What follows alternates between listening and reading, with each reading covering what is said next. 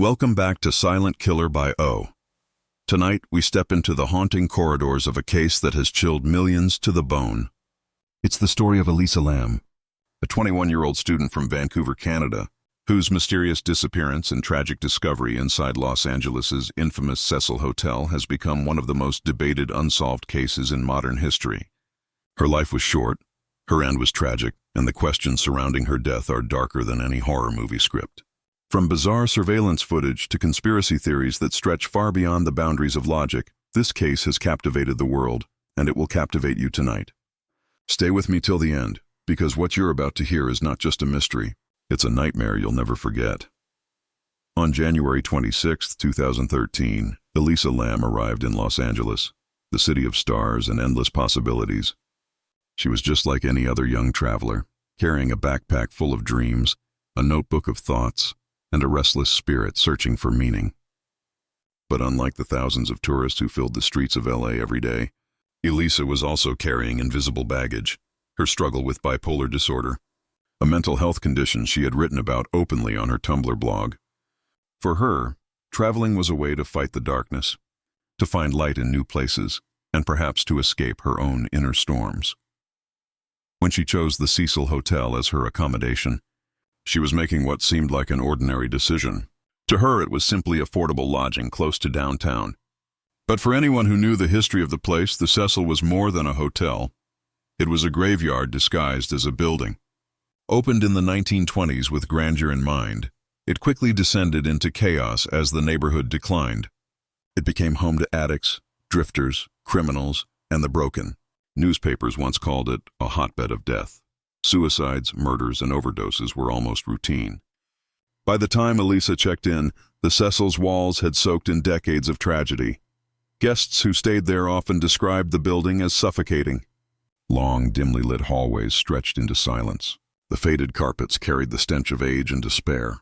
Police officers patrolling the area knew the Cecil by name. This was not a place of safety. It was a place of survival. Some said the hotel itself carried a curse, as if every life that ended inside it left behind a piece of lingering energy. For a sensitive soul like Elisa, it was like walking into a storm she couldn't see but could feel. Elisa was assigned a shared room at first, living with other young women. She had no idea, or maybe she did, that this same hotel had once hosted serial killers. Richard Ramirez, the infamous Night Stalker, had lived there during his killing spree in the 1980s. Jack Unterweger, an Austrian journalist turned murderer, had stayed at the Cecil while writing about crime, all while committing murders himself. The building had become a twisted landmark, drawing darkness like a magnet. For Elisa, it was simply another stop on her trip. But destiny, it seemed, had other plans. Despite the gloom, Elisa tried to make the best of her journey. She visited bookstores, took photographs, and shared her thoughts online. Her Tumblr blog, which remains accessible to this day, reads like the diary of a girl trying to find herself. Her words swing between hope and despair, between curiosity and exhaustion.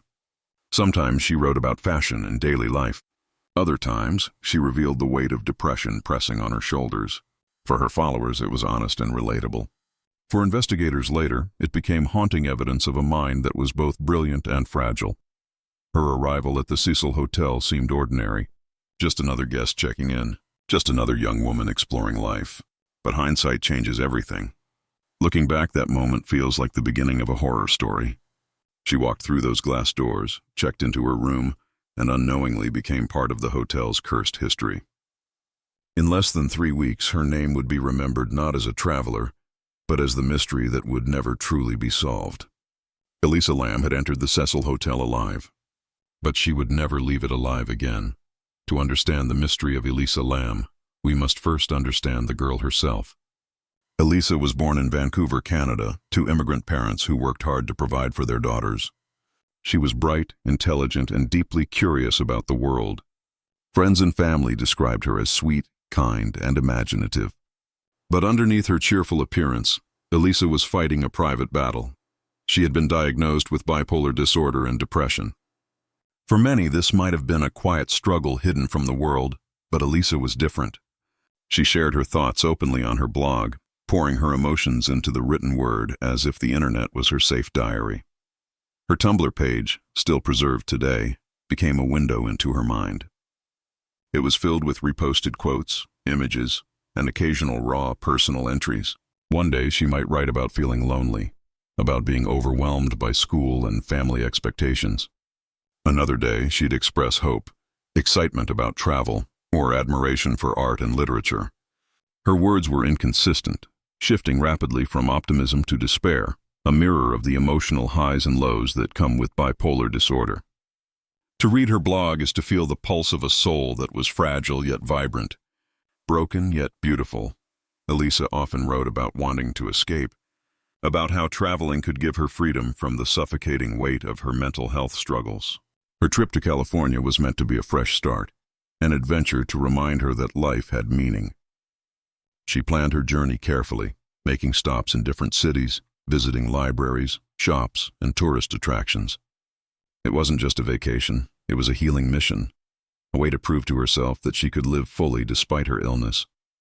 In her own words, she was searching for a place where she could feel alive again, but her honesty about her illness also makes her story more complex.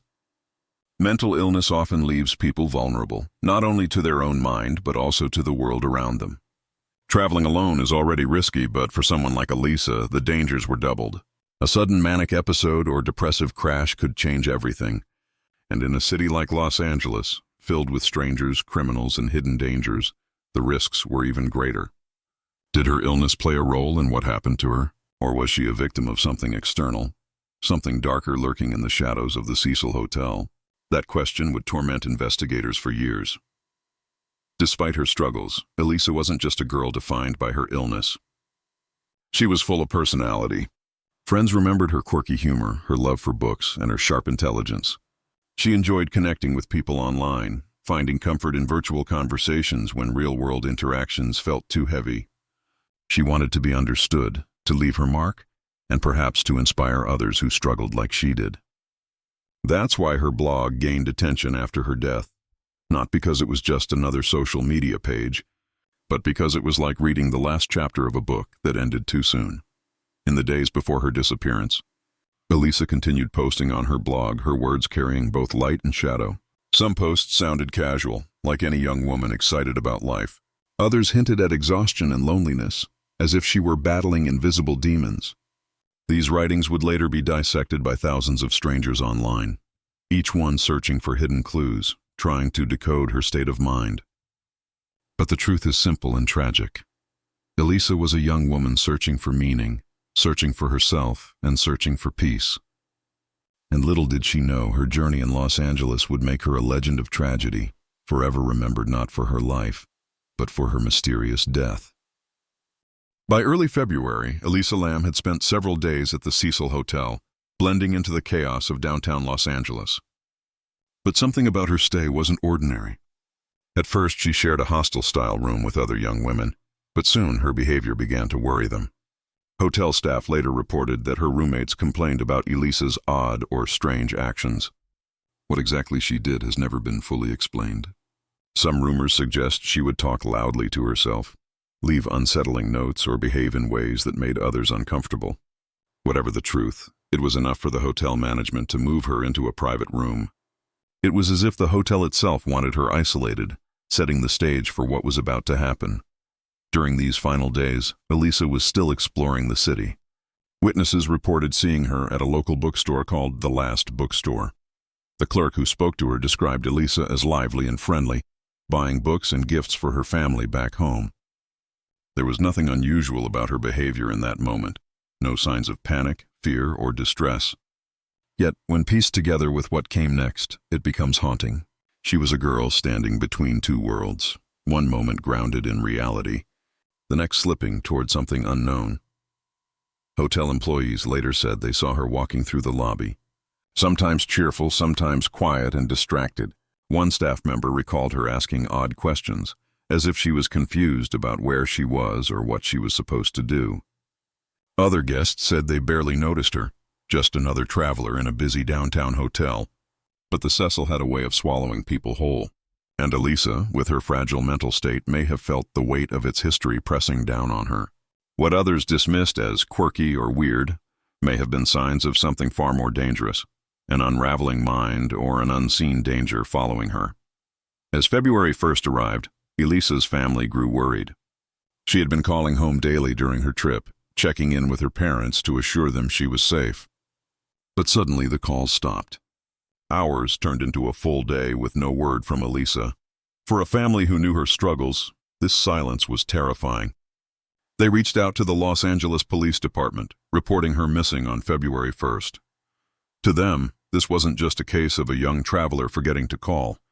This was their daughter, someone who had promised to stay in touch, vanishing without a trace in a city known for swallowing the vulnerable. Inside the hotel, Elisa's disappearance was more than a mystery. It was a logistical nightmare. The Cecil was huge, with hundreds of rooms, stairwells, service hallways, and rooftop access points. Searching the building was like searching a maze. Security footage became the police's most important tool, and soon they would stumble upon a piece of evidence so disturbing, so bizarre, that it would become one of the most famous videos in internet history. But before that moment, Elisa Lam's last days at the Cecil remained shrouded in fragments, half-truths from witnesses, incomplete details from hotel staff, and the heavy silence of a girl who slipped into the shadows. These were Elisa's last known days alive. Walking the streets of Los Angeles, reading books, wandering the echoing hallways of a cursed hotel. No one knew it then, but she was drifting closer to her final moment. Her fate was sealed not with a loud scream or a violent struggle, but with a slow, eerie vanishing act that would leave the world baffled. Something was coming, something caught forever on tape, something that would shock the world and turn Elisa Lam into a legend of modern mystery. February 1st, 2013. Somewhere inside the Cecil Hotel, Elisa Lam stepped into an elevator. What happened next would become the single most haunting piece of evidence in the entire case. The security camera in that elevator, positioned in the upper corner, captured every frame. At first, Elisa enters casually, dressed in a red hoodie and dark shorts, appearing like any ordinary guest. She presses multiple buttons as if she's trying to go to several floors at once. But then, something begins to feel wrong. The doors don't close. The elevator remains still, frozen in time, as if it's trapped in Elisa's nightmare. Elisa leans forward, peeks out into the hallway, and quickly ducks back inside. Her body language is restless, nervous, almost paranoid. She presses herself against the corner, hiding as though someone, or something, is following her. Then she steps forward again, her head darting in and out of the doorframe, scanning the empty corridor. The elevator still does not move. The doors stay open, waiting, watching. For viewers, the silence of that footage is suffocating. It feels like Elisa is not alone, though the hallway remains empty. Her movements grow stranger. Elisa steps out fully, waving her arms in an erratic, unnatural motion. Her hands twist and bend in ways that seem to defy normal gestures, as if she's communicating with someone unseen. Some describe it as if she's swimming through the air, her fingers spread like claws, her palms pushing against invisible forces. She steps sideways, almost playfully, then suddenly freezes, her body stiff. It's not just odd, it's terrifying. She looks as if she's trapped between two realities, one we can see and one we cannot. Theories exploded online when the video was released. Some said Elisa was hiding from a pursuer, perhaps a stalker, or even someone inside the hotel. Others believed she was in the middle of a psychotic episode brought on by her bipolar disorder. And then there were those who saw something darker. Her gestures, they argued, looked ritualistic, almost supernatural, as if she was possessed or communicating with a spirit. The Cecil Hotel's dark history fueled these beliefs. After all, countless tragedies had unfolded there. Could Elisa have become another victim of something unexplainable? What makes the video even more chilling is the timing. The footage seems tampered with, edited, slowed down, with missing seconds. Critics questioned why the hotel released a clip that looked incomplete. Was someone trying to hide the truth? Did the police cut out parts where another figure appeared? The conspiracy deepened as millions around the world watched the video on YouTube. It went viral instantly, drawing attention from paranormal investigators, crime enthusiasts, and everyday people who couldn't look away. Each viewer saw something different: fear, madness, or an encounter with the unknown. At last, Elisa steps out of frame, disappearing down the hallway. The elevator doors finally close, almost mocking us with their timing. That was the last known sighting of Elisa Lam alive. No sound, no explanation, just a silent video of a young woman behaving in a way no one could fully explain. That elevator footage became more than evidence. It became a cultural phenomenon, a digital ghost story replayed millions of times. And from that moment, the search for Elisa wasn't just a missing person case anymore. It was a worldwide obsession. When Elisa Lam's parents reported her missing on February 1, 2013, the Los Angeles Police Department knew they were facing a challenging case. At first glance, it looked like a standard missing person report, a young traveler who had failed to check in with her family. But as officers entered the Cecil Hotel and began searching its vast, decaying corridors, they quickly realized this would not be an ordinary investigation. The Cecil was a labyrinth of locked rooms, fire escapes, service hallways, and hidden passageways. Hundreds of guests were checked in at the time, many of them long-term residents with questionable pasts. Tracking down one missing girl in that environment was like chasing a shadow. The police started with Elisa's room. Her belongings were still there, her laptop, clothes, and toiletries neatly arranged. This suggested she hadn't planned to leave. But Elisa herself was gone. No sign of a struggle, no forced entry, no blood or evidence of violence. To officers, it looked as if she had simply stepped out of her room and vanished into thin air. Trained dogs were brought in to sweep the building, but strangely, they picked up no strong scent trail beyond the lobby. It was as if Elisa had walked out of existence, leaving behind only the ghosts of her presence. Detectives began questioning hotel staff and guests. Some remembered her quirky personality. Others recalled her asking unusual questions or acting unsettled. But no one claimed to have seen her leaving the building. The Cecil's reputation only complicated matters. Police were well aware of the hotel's history of crime and death. Every floor, every stairwell carried the weight of past tragedies. Could Elisa have met with foul play at the hands of another guest? Or had her own mental health struggles pushed her towards something self-destructive? Investigators had theories, but no evidence. When the police released the elevator footage to the public, the case transformed overnight. What had been a local mystery exploded into an international phenomenon. The video went viral on YouTube, shared on social media, analyzed frame by millions of strangers. People from all over the world offered theories. Elisa was being stalked, she was hiding from someone, she was under the influence of drugs, or she was possessed.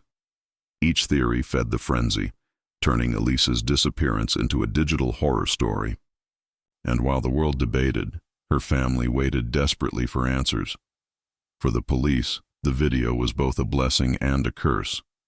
It brought attention to the case, yes, but it also flooded them with conspiracy theories, false leads, and armchair detectives who thought they had the answer. Officers continued searching the hotel, including locked storage areas and unused rooms, but came up empty-handed. They even checked the roof, but found nothing unusual. Every day that passed without a clue deepened the mystery. Where was Elisa? How could a girl disappear inside a building full of cameras, staff, and guests? The investigation seemed to hit a wall. Elisa's trail had gone cold, her presence reduced to a strange video and a room filled with belongings. The Cecil Hotel's walls whispered secrets, but none loud enough for police to hear. Her family, devastated, flew down from Canada to help with the search, their faces etched with fear and hope. The days stretched into weeks, and still, Elisa was nowhere to be found. The world was hooked, the police were frustrated, and the Cecil Hotel continued to loom like a monster that had swallowed its latest victim whole. But the truth, shocking and horrifying, was still waiting above them, hidden in a place no one thought to look. By mid-February, frustration was mounting. Elisa Lam had been missing for weeks, and despite countless searches, interviews, and hours of reviewing security footage, investigators were no closer to finding her. Then, complaints began to pour in from hotel guests. Some said the water pressure in their rooms had dropped. Others reported a foul, strange taste in the water. A few even noticed the water had a dark tint, sometimes coming out black before turning clear again. To the guests, it was disgusting. To the hotel staff, it was a maintenance problem. But to fate, it was the key that would unlock the darkest chapter of the Cecil Hotel's history. On the morning of February 19th, a maintenance worker named Santiago Lopez climbed up to the rooftop to investigate. The rooftop of the Cecil was not easy to access. Locked doors, alarms, and ladders guarded the way. It was not a place guests should have been able to reach. Yet, as Lopez made his way past the 4 massive water tanks that supplied the building, something caught his eye. One of the tank lids was open. Approaching it, he peered inside, and what he saw would scar him forever. Floating in the murky water was the naked body of a young woman. It was Elisa Lam. The discovery sent shockwaves through the entire city. Police and firefighters rushed to the scene, struggling to retrieve her body from the massive tank. The water was drained, and divers entered the tank, confirming what Lopez had seen. The young Canadian traveler who had vanished into thin air had been here all along, just a few floors above the very police officers who had searched tirelessly. How she got there, how the tank had been opened, and why no one had noticed sooner. These questions flooded the investigation immediately. The rooftop itself posed disturbing mysteries. To reach the water tanks, Elisa would have had to bypass locked doors and alarms. Yet no alarms had gone off. Did she climb up the fire escape ladders, risking her life in the process? The tanks themselves were over 10 feet high, requiring strength and effort to open. The lid was heavy, not something a petite girl could easily lift and close. And even if she did manage it, how did she end up inside, and why? To investigators, the logistics seemed almost impossible. But the reality was undeniable. Elisa had been found in the most nightmarish place imaginable. Guests who had unknowingly consumed the water were horrified when the truth was revealed. Some had brushed their teeth with it, showered in it, even drank from it. The media swarmed the hotel, painting the Cecil once again as a cursed landmark. The building, already infamous, now had another tragedy added to its name, and Elisa's family, who had traveled from Vancouver clinging to hope, were left shattered. Their daughter's trip of self-discovery had ended in a rooftop water tank, her life reduced to a mystery with no clear answers. The discovery of Elisa's body didn't bring closure. Instead, it deepened the mystery. The water tank had become a coffin, the rooftop a crime scene, and the Cecil Hotel a stage for the world's darkest curiosity. The internet erupted with fresh theories. How could she have ended up there alone? Was it suicide, murder, or something unexplainable? Investigators knew the autopsy would be the next step, but no one was prepared for how little clarity it would actually bring. Elisa Lam was found, yes, but the truth of what happened to her was still trapped in the shadows. After Elisa's body was recovered from the rooftop tank, the Los Angeles County Coroner's Office began the painstaking process of examining her remains. The world waited anxiously, convinced that the autopsy would reveal the truth, whether foul play had been involved, or if her death had been the result of some tragic accident. Yet from the very start, things weren't straightforward. Decomposition had already set in from weeks submerged in water, complicating the process. Still, investigators hoped science would succeed where speculation had failed, peeling back the layers of mystery. When the initial findings were released, the results stunned nearly everyone. No drugs were detected in Elisa's system, at least none that could explain bizarre or erratic behavior. Toxicology reports showed only trace amounts of her prescribed medication for bipolar disorder. No alcohol, no recreational drugs, no evidence of poisoning. This alone destroyed many of the popular internet theories that she had been intoxicated or drugged by someone at the hotel. She was sober, clear-headed, and still had ended up in a water tank. How could that be possible? Equally puzzling was the absence of physical trauma.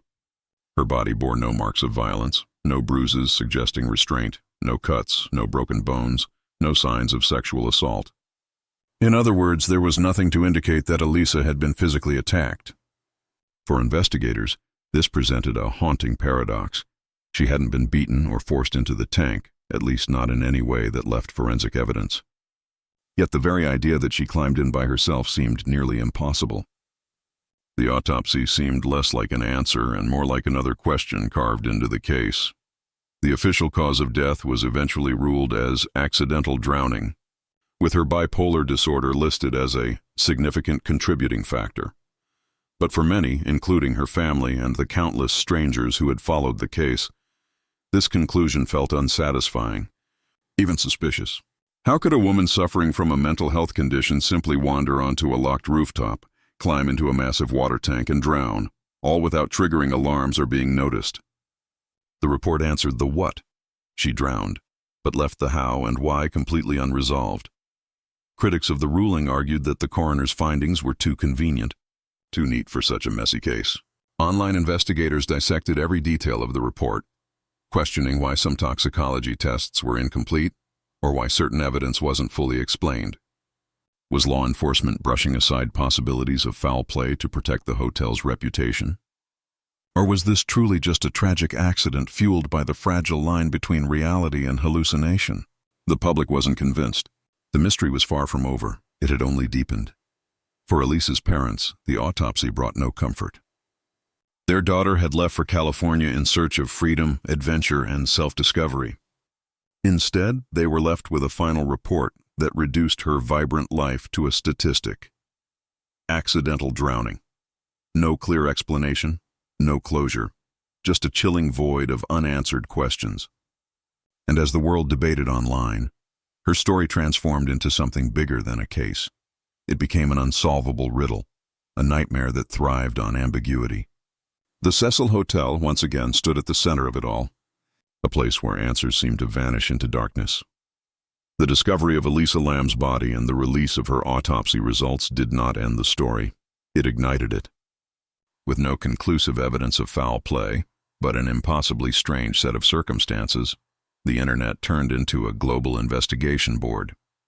Reddit threads stretched thousands of comments long, YouTube videos analyzed the elevator footage frame by frame, and amateur detectives from every corner of the world built elaborate timelines and hypotheses. Some believed the official, accidental drowning explanation was nothing more than a cover-up. Others claimed something paranormal had occurred. What made the case so haunting wasn't just Elisa's death. It was the unsettling sense that the truth was deliberately hiding in plain sight. One of the most widely accepted theories among skeptics was that Elisa had been murdered. The rooftop was supposedly secured with locked doors and alarm systems that should have prevented guests from reaching the water tanks. So if Elisa wasn't able to get there alone, someone must have taken her. This theory raised the obvious question, who? Fingers were pointed at hotel staff, long-term residents, and even random guests. The Cecil's history of harboring criminals and addicts only fueled suspicion. And yet, without physical evidence of violence, the murder theory remained just that, a theory, powerful in its possibility, but frustratingly unprovable. Another cluster of theories centered on Elisa's mental health. Diagnosed with bipolar disorder, Elisa had been taking multiple medications, but toxicology reports revealed she hadn't been consistently medicating during her trip. Some argued that her erratic behavior in the elevator footage suggested she was in the midst of a severe manic or psychotic episode. From this perspective, she may have been disoriented, paranoid, or hallucinating, leading her to climb to the rooftop and somehow enter the water tank on her own. This explanation fit neatly with the coroner's ruling, but it left people unsettled. Could a mental health struggle really account for every eerie detail of the case? Then came the paranormal theories, which gained traction largely because of the Cecil Hotel's infamous reputation. The hotel had been home to suicides, murders, and even serial killers like Richard Ramirez, the Night Stalker. Many online investigators insisted that Elisa's strange gestures in the elevator video looked like she was talking to someone unseen, or even fighting off a supernatural presence. Some claimed the Cecil itself was cursed, a building soaked in so much violence and despair that it had become a magnet for dark energy. To believers in the paranormal, Elisa wasn't just a victim of circumstance, she was yet another soul swallowed by the hotel's sinister aura. Perhaps the most disturbing conspiracy theory revolved around a death metal musician named Morbid, whose real name was Pablo Vergara. Internet sleuths, desperate for a suspect, discovered that Morbid had once stayed at the Cecil Hotel and posted videos of dark, horror-themed music online. Without evidence, strangers accused him of murdering Elisa. The harassment was so intense that his life was nearly destroyed. He faced death threats, lost his career, and fell into depression. This episode showed the dark side of internet obsession, How a mystery can spiral into mob justice, ruining innocent lives in the process. In the end, no single theory could explain everything. Murder, accident, mental health crisis, paranormal influence. Each theory solved part of the puzzle, but left other pieces missing. And so, Elisa Lam's story remained suspended in uncertainty, a haunting mystery that resisted resolution. For many, that's what made it so terrifying.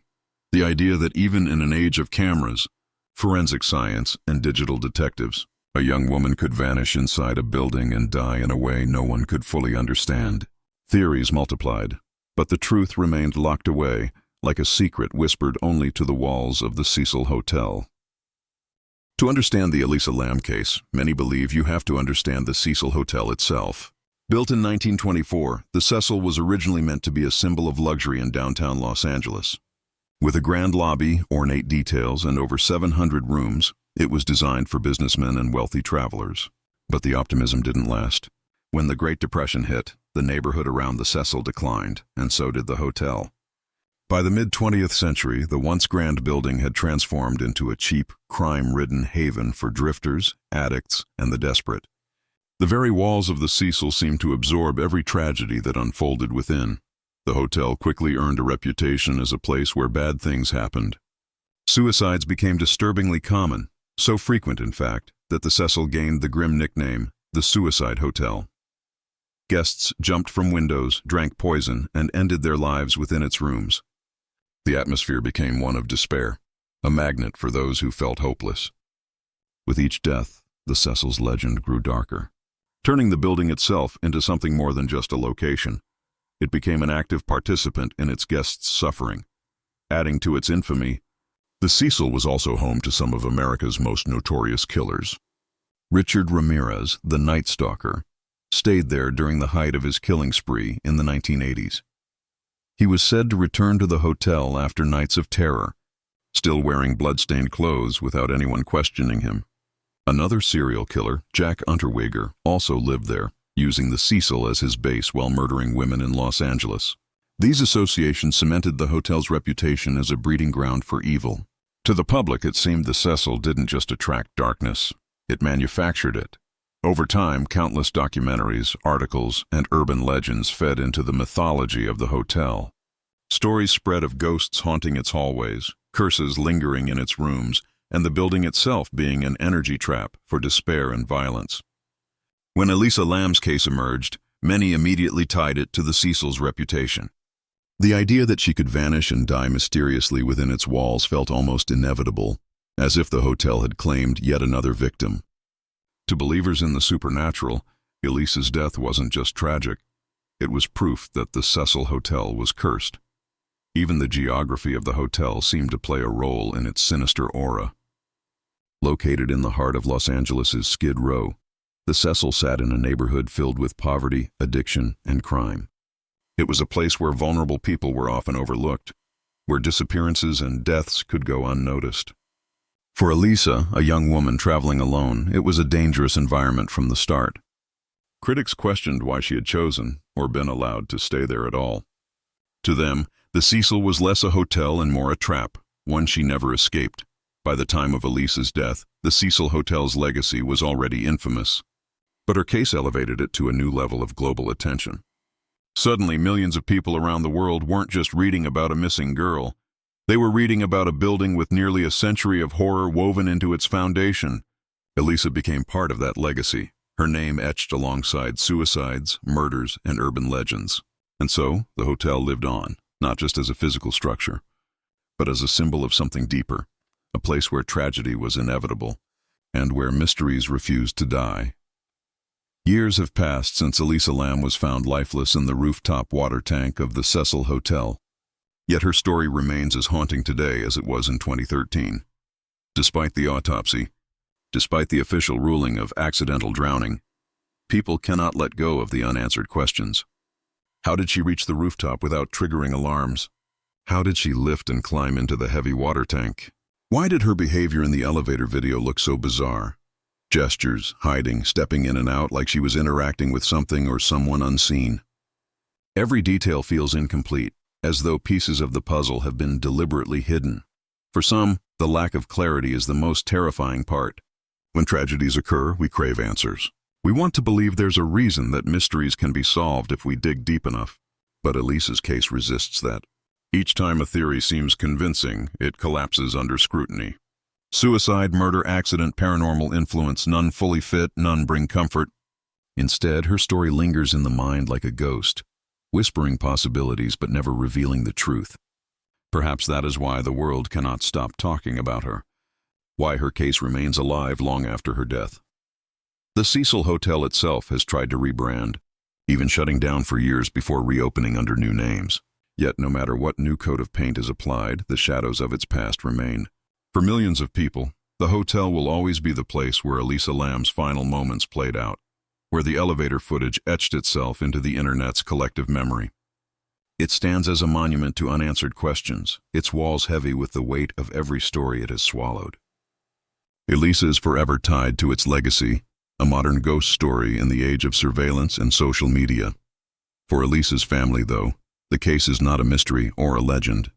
It is a devastating personal loss.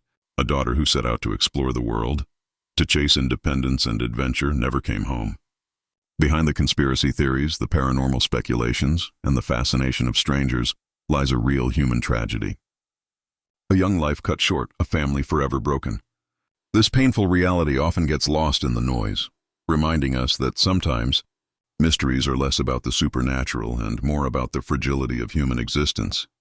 And yet, her story continues to teach us something. It shows how quickly the internet can transform a tragedy into a spectacle. It reveals how fragile our sense of safety can be, even in something as ordinary as a hotel stay. And it reminds us that the line between reality and nightmare is thinner than we'd like to believe. Elisa Lam's case forces us to confront a chilling truth, that sometimes, even with all our technology and information, the world cannot give us answers. Sometimes, darkness wins. As we close this story, one question remains. What really happened to Elisa Lam on that fateful night in 2013? Was she the victim of her own mind, of another person, or of something darker lurking within the walls of the Cecil Hotel? Perhaps we will never know. But her case endures because it refuses to be explained away. And maybe that's the scariest thing of all. Dosto, this was the haunting mystery of Elisa Lam and the cursed Cecil Hotel. A case that blurs the line between reality and horror, fact and fear. But now I want to ask you, what do you believe really happened? Was Elisa the victim of her illness, a sinister crime, or something beyond our understanding? Let me know your thoughts in the comments. Don't forget to like, share, and subscribe to Silent Killer by O for more dark mysteries from around the world. Until next time.